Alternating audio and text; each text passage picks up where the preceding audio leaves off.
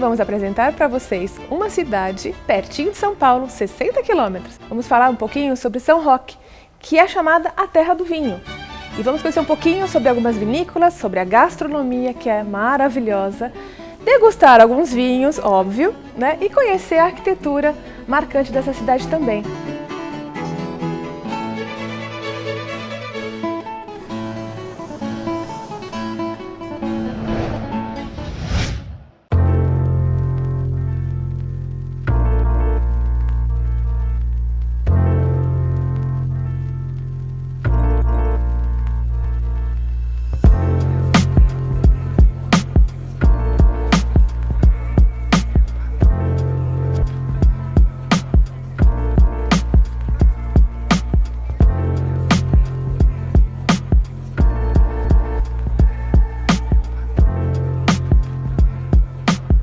Essa aqui é uma das locomotivas da estação de ferro de Sorocabana de 1870, mais ou menos, quando foi inaugurada esta estação. O que é interessante é que você também pode subir aqui e tirar fotos incríveis.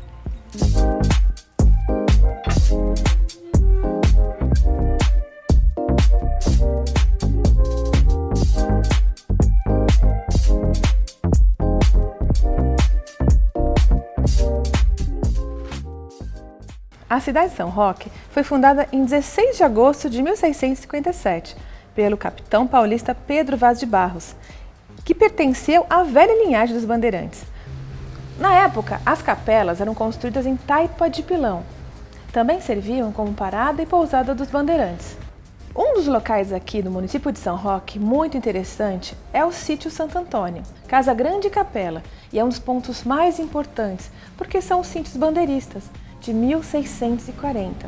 Posteriormente, por ocasião da proclamação da República, São Roque ganhou um novo impulso, com a chegada expressiva da imigração italiana. Readquiriu sua importância com o emprego de italianos e também portugueses. Nas décadas seguintes, os imigrantes utilizaram as encostas dos morros para formarem vinhedos. Depois, instalaram suas adegas e transformaram São Roque na terra do vinho, conhecida em todo o país.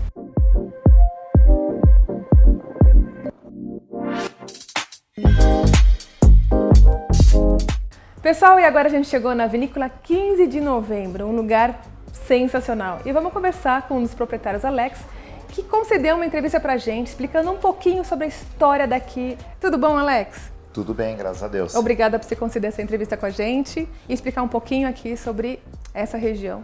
Alex, a gente está aqui no museu. Explica um pouquinho pra gente esse museu daqui da vinícola. Aqui é contando o comecinho da nossa história, né? Então, comentando aqui contigo, né? Aqui é a terceira geração na 15 de novembro, mas meu avô, que fundou a 15 de novembro, ele já vem de uma outra vinícola, que era a Vinhos Guarani. Aqui a gente tem equipamento desde bombas manuais, porque no começo da vinícola, lá em 58, até o início dos anos 70, aqui no nosso bairro nem energia elétrica tinha. Uau. Então a trasfega do vinho, a moenda da uva, era tudo feito na mão mesmo. Desde a colheita, que a uva era colheita em cestos, em balaios e trazido ou na tração animal ou pelo próprio homem na vinícola. Entendi. Então aqui a gente conta um pouquinho dessa luta. Com certeza. E esses equipamentos, como que eles funcionavam anteriormente? Aqui praticamente a gente está em linha. Então, digamos assim, essa daqui seria uma rotuladeira, né? Onde você coloca a garrafa aqui nessa posição, ela passa a cola aqui nas palhetas através do rolo e ela pegava o rótulo, isso que a gente chama de magazine ou caixa, né? Uau. Então ela acontecia tudo pela força do homem, né? Mas aí você descia a garrafa e ela girava a estrela e fazia e colocava o rótulo. Aí passando por aqui, a gente tem uma rolhadeira, essa é a rolhadeira francesa, né? Então ficava uma pessoa aqui que puxava ela aqui para cima. Você colocava a rolha aqui que a gente chama de mordaça, né?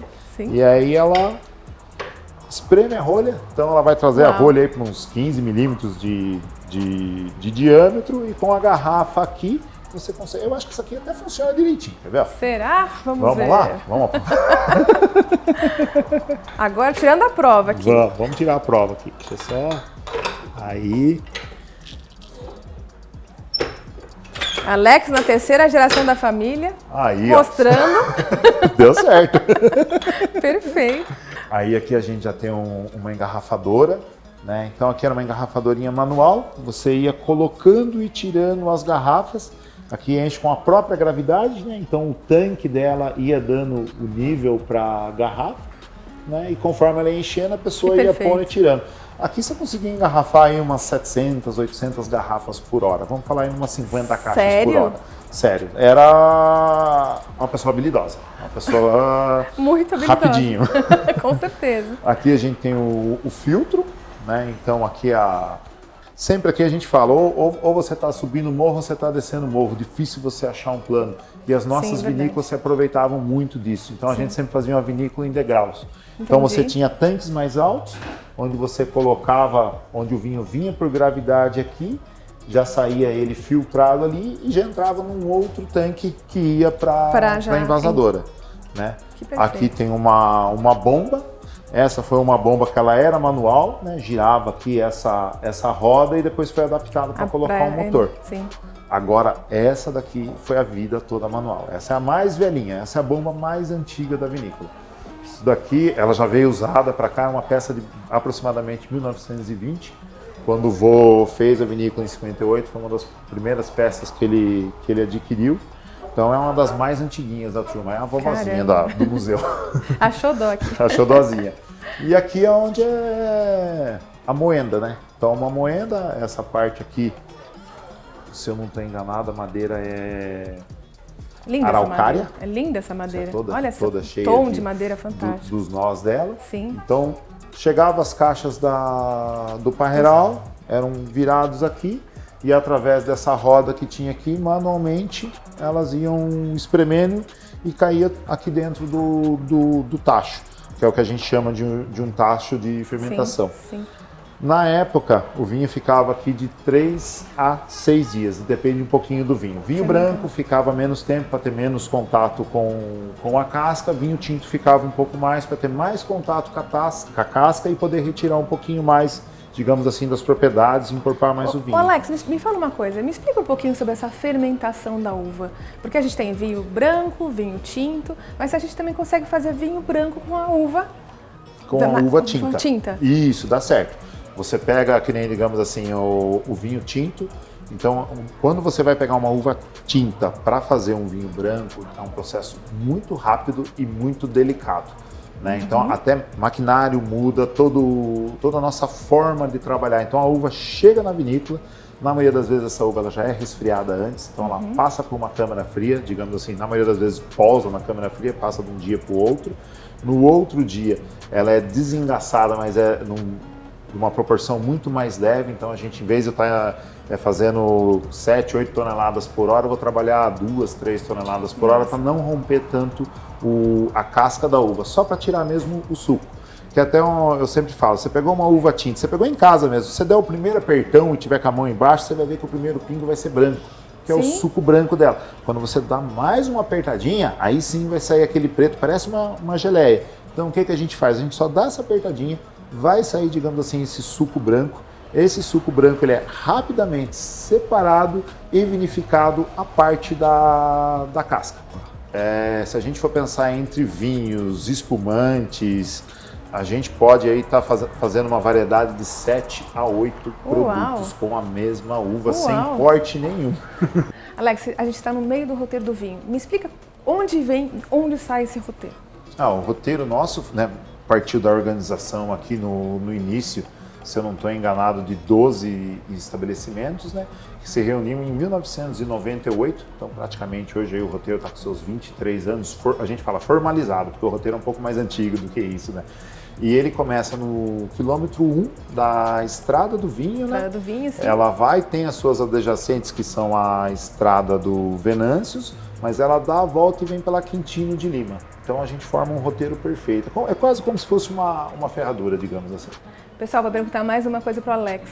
Se é só os brasileiros que vêm aqui tomar esse vinho. Alex, tem estrangeiro que vem aqui também? Tem bastante. Ultimamente, né, quando, digamos assim, ainda estava tudo normal, a gente tem muitos portugueses que vêm para cá, gostam muito dessa região nossa, né, o nosso relevo acaba lembrando muito a casinha deles lá. Sim. E também até o pessoal, o sueco, e também a gente também tem os nossos hermanos aqui, nossos vizinhos, os argentinos. Que gostoso, porque o vinho também é muito bom, né, Alex? Sim, o vinho acaba levando a fama de São Roque a longe. Com certeza. Pessoal, eu vou experimentar um pouquinho desse vinho e a gente vai mostrar algumas imagens aqui dessa vinícola 15 de novembro. Obrigada, Alex, pela sua atenção conosco. Tudo de bom, amém. Obrigada.